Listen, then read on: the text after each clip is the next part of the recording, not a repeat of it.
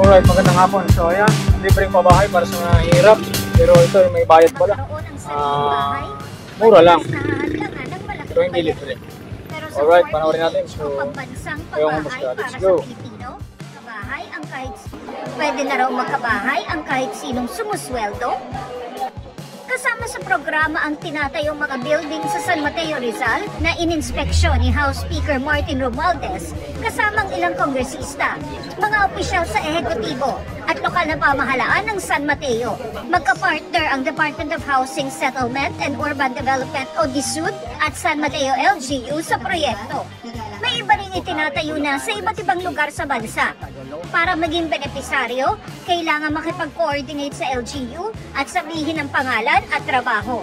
Kahit daw informal settler families o ISF, pwedeng sumali.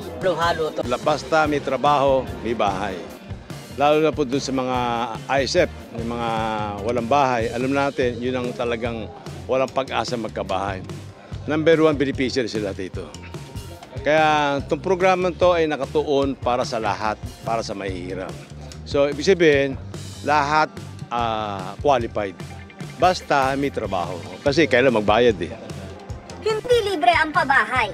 Babayaran ito ng benepisaryo sa pamamagitan ng pautang sa bangko.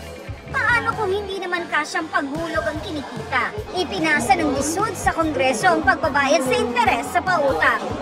Anong ginawa ng gobyerno? Dinagdagan yung pambayad para maging affordable. Bababa ang monthly amortization. Pag bababa ang monthly amortization, yung mahihirap kaya na magbayad. 10 billion pesos ang hinihingi ng DSUD sa Kongreso. Sapat para sa 100,000 housing units. We shall prioritize this para masuportahan talaga itong housing program ng ating Pangulo dito sa Legacy Housing Project. So we think that the 10 billion interest subsidy, we can set that aside for this particular priority program. Para masiguro magtutuloy-tuloy ang programa kahit mag-iba ang administrasyon, nais ng DSUD na magkaroon ng batas para rito.